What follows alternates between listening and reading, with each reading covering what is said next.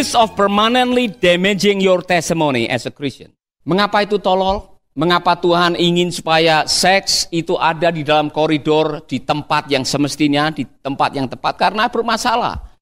Yang pertama tadi, membawa resiko untuk kau sampai bisa mati atau kena penyakit, atau engkau menderita penyakit jiwa oleh karena rasa bersalah dan sebagainya. Tapi ada the risk of permanently damaging your testimony. Kesaksianmu akan mati. Kesaksianmu sebagai orang Kristen akan rusak. Oh siapa ya? Oh itu Pak itu yang tukang zina itu. Oh ini anak hasil zina ya. Anakmu juga akan kena. Kalau di Indonesia itu masih ada istilah anak haram. Anaknya tidak tahu apa-apa, tapi karena perbuatan orang tuanya akhirnya anaknya bisa jadi kena. Loh kok Ma, tanggal lahir saya kok lebih cepat daripada pernikahan Bapak? Ada anak yang bertanya, loh kok di tanggal lahir saya tanggal lahirnya lebih cepat daripada pernikahan, berarti saya lahir duluan dong sebelum Bapak menikah. Jadi saya anak haram dong. Saudara-saudara, itu bisa membawa damage, membawa kerusakan secara jiwani, secara rohani, itu harus diselesaikan. You'll never be able to honestly say, I was a virgin before I was married. You'll never be able to live as an example of committed purity. Saudara tidak akan pernah bisa mempertahankan yang namanya kekudusan. Dan ini kalau tidak dibereskan di hadapan Tuhan, saudara akan membawa dampaknya kemanapun saudara pergi. Bereskan di hadapan Tuhan. Saudara, jangan sampai engkau merusak kesaksian dengan berlaku sesuatu yang bodoh, yang tolol, yang mencemari kemuliaan nama Tuhan dalam hidup saudara. Oh, tapi Pak, tetangga kanan saya melakukan itu. Teman saya semua melakukan itu. Kalau saya tidak melakukan ini, ketinggalan zaman. Tidak ada istilah itu. Di dalam firman Tuhan, ikutilah kebenaran. Amin. Oh, tapi Pak, kan yang penting kan tidak hamil. Bukan masalah itunya. Saudara-saudara, masalahnya adalah semua yang namanya hukum kalau dilanggar membawa konsekuensi. Ada dosa yang membawa maut dan kematian dan rasa malu yang tidak akan pernah bisa ditebus. Waspadalah. Roma 13 ayat 13. Marilah kita hidup, let us behave decently. Mari kita hidup sebagai orang yang nantinya akan dimuliakan. Hidup yang baik. Sama seperti pada siang hari semua terang benderang. Tidak ada sembunyi-sembunyi. Tidak ada simpan-simpan dosa. Tidak ada kegelapan yang disembunyikan. Dan salah satunya ialah jangan pernah hidup seperti apa yang digambarkan. Makan, minum, pesta, pora, free sex dan sebagainya yang digambarkan. Sudah ada terjadi pada zamannya Rasul Paulus. Waspadalah. Efesus 5 ayat 3. Alkitab dengan jelas, saudara-saudara, disebut-sebut aja tidak boleh apalagi dilakukan. Diucapkan aja tidak boleh apalagi dilakukan. Ini karena standar Alkitab sangat tinggi. Dan sebaiknya kita mengikuti. Dunia ini akan hancur kalau sampai akhirnya apa yang menjadi kebenaran dilecehkan. Tadi pagi saya melihat Ibu Khofifah sebagai Menteri Sosial juga. Dia prihatin sekali dengan tertangkapnya pemilik situs nikahsiri.com ini. Karena dia dengan jelas-jelas menjual keperawanan dan menawarkan itu tempatnya di mana, nanti seperti modinnya yang mengesahkan apa sebelum melakukan itu dan sebagainya. Jadi sebetulnya zina yang berkedok agama dijual online. Saudara-saudara, Ibu Khofifah mengatakan sementara Bapak Jokowi mencanangkan revolusi mental. Ada orang-orang yang dengan jelas mengotori mental bangsa ini dengan melakukan hal-hal yang dilakukan hanya demi duit, demi uang. Waspadalah saudara-saudara. Jangan sampai disebut-sebut apalagi dilakukan. Ini serius. Ini serius. Saudara jangan macam-macam dengan dosa yang satu ini.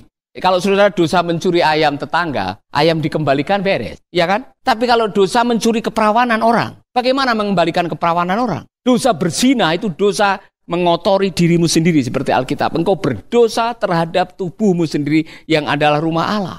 Waspadalah saudara-saudara. Yang kelima atau yang berikutnya, the risk of depression. Ternyata dosa percabulan, dosa seksual itu membawa dampak kepada jiwa saudara.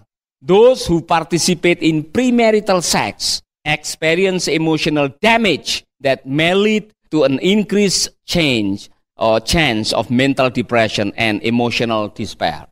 Orang-orang yang melakukan hubungan seks sebelum nikah atau zina, apapun juga namanya, mereka rawan mengalami tekanan jiwa, depresi. Mengapa depresi? Karena guilt, karena rasa bersalah. Rasa bersalah yang dibiarkan terlalu lama membuat orang mengalami mental distortion. Saudara-saudara, kalau itu tidak diatasi dengan baik, korban saudara akan menghadapi masalah yang sangat serius di kemudian hari. 2 Korintus 12 ayat 21. Saudara, di dalam bahasa Inggris jelas ditulis di sini, I'm afraid that when I come again, my God will humble me before you, and I will be grieved over many who have sinned earlier and have not repented of the impurity sexual sin. Rasul Paulus takut karena di Korintus itu ada sebuah kuil di mana cara orang menyembah dengan melacurkan diri. Dan dosa ini masih ada, bahkan pada waktu mereka sudah jadi orang percaya, masih ke bawah-bawah. Dan Rasul Paulus merasa kalau saya sudah mengajar, kok kamu tidak bertobat, saya bisa direndahkan di hadapan Tuhan. Apa artinya pelayanan saya? Rasul Paulus merasa malu. Apalagi dulu waktu masuk, saudara jadi orang yang baik-baik, alim, sampai sini malah tambah rusak, tambah malu lagi. Oh, dari mana? Kerja di mana? Oh, di Mercy Indonesia. Oh, Mercy. Pak Paulus itu ya? Nah, kok stafnya kayak begini, sana kemari punya wanita simpanan atau zina sama orang sana sini, main perempuan playboy. Aduh, malu saya, saudara. Korbannya banyak, bertobat. Kitab Yudas 1 ayat 7. In a similar way, Sodom and Gomorrah and the surrounding town give themselves up to sexual immorality and perversions. They serve as an example of those who suffer of punishment of internal fire. Oh, saudara-saudara, itulah sebabnya di sana tidak ada orang yang cabul, orang yang suka melakukan dosa-dosa, itu tidak ada di surga. Surga tidak seperti itu. Jadi saya tidak percaya kalau di surga ada pesta seks, saya tidak percaya. Surga isinya adalah purity. Surga adalah isinya kekudusan Allah. Nah, kalau saudara ada pesta suamimu, pesta seks gara-gara berhasil membunuh orang, kemudian masuk sana, pesta seks, kemudian istrinya lihat di situ, kan kau melukai istri, ya kan? Nanti ada pertengkaran lagi di sana di surga. Surga macam apa seperti itu, saudara? Saya tidak mau masuk surga seperti itu. Surga saya yang digambarkan adalah surga yang suci, tidak ada hal seperti itu. Amin. The risk of placing your future children in spiritual harm's way. Resiko berikutnya, melakukan hubungan seks di luar nikah, engkau sedang mengambil risiko untuk anakmu nanti. The risk of placing your future children in spiritual harms. The Bible clearly speak of the concept of generational sin. Anakmu yang tidak tahu apa-apa, hasil hubungan gelap atau hasil zina, hasil hubungan sebelum engkau menikah, secara rohani punya dampak. Harus dibereskan, harus diakui, harus dijelaskan. Kalau tidak, anakmu kena masalah nanti melakukan hal yang sama untuk orang-orang yang lain. Saudara-saudara, ini terjadi dan sudah banyak buktinya. Ada generational sins. Dosa antar generasi oleh karena ada sesuatu yang salah yang harus diputuskan. Kalau tidak dibereskan, anak-anakmu akan kena getahnya. The Bible clearly speak of the concept of generational sin. That you sow spiritually may be reaped in the life of your children. Apa yang kau tabur, anak-anakmu yang akan menuai. Kau menabur zina, anakmu jadi korban perzinahan. Ini terjadi, saudara. Saudara lihat tuh televisi itu. Film-film mengenai kisah nyata kah, ada hidayah, ada macam-macam. Ya kan? Anaknya yang menderita, bapaknya yang berbuat, ibunya yang salah, anaknya yang akan kena getahnya. Waspadalah, saudara-saudara. Amsal 20 ayat 7. Apa, saudara-saudara? Orang benar yang bersih kelakuannya, berbahagialah keturunannya.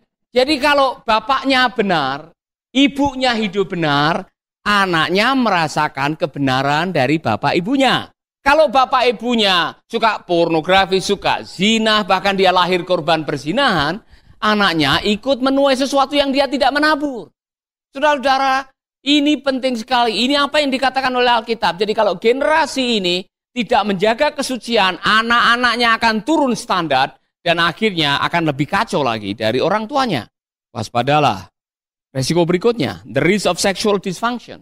Orang-orang yang melakukan hubungan seks di luar nikah atau kemudian hamil akan mengalami banyak masalah karena secara psikologis, secara jiwa nih ada persoalan yang sangat serius. Saudara-saudara, itulah sebabnya jagalah hidupmu baik-baik. Jangan sampai di masa depan saudara mengalami dysfunctional sex. Organ seksmu tidak berfungsi dengan yang baik oleh karena rasa bersalah. Saya masih ingat ada teman yang Sejak umur 4 tahun dilecehkan oleh ayah kandungnya. Sejak umur 4 tahun dicabuli oleh ayah kandungnya. Dan ayahnya seorang pendeta. Sampai umur 28 tahun.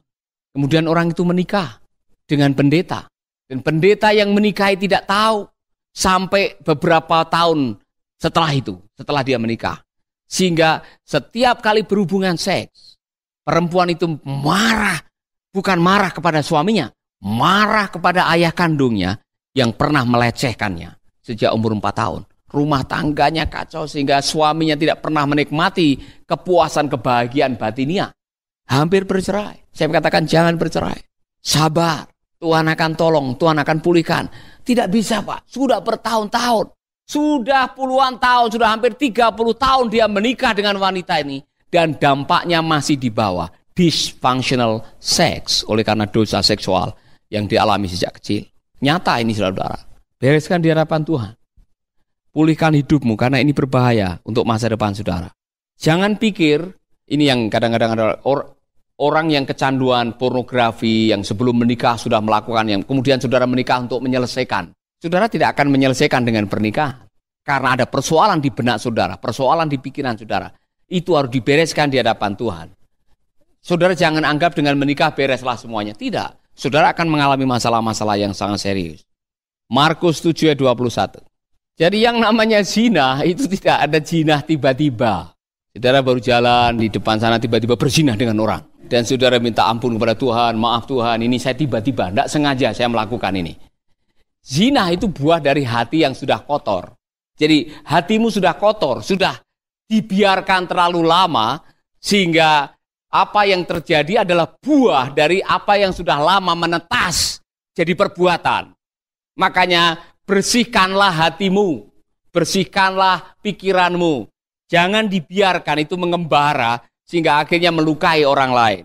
Amin. Sahabat, Anda baru saja mendengarkan program Making Life Better. Hubungi kami di 0811 3901 144 atau 0811 3901 140.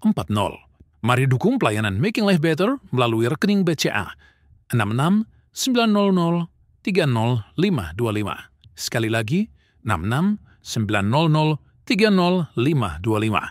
Atas nama Paulus Wiratno. Terima kasih, Tuhan Yesus memberkati. Making life better, bikin hidup lebih baik.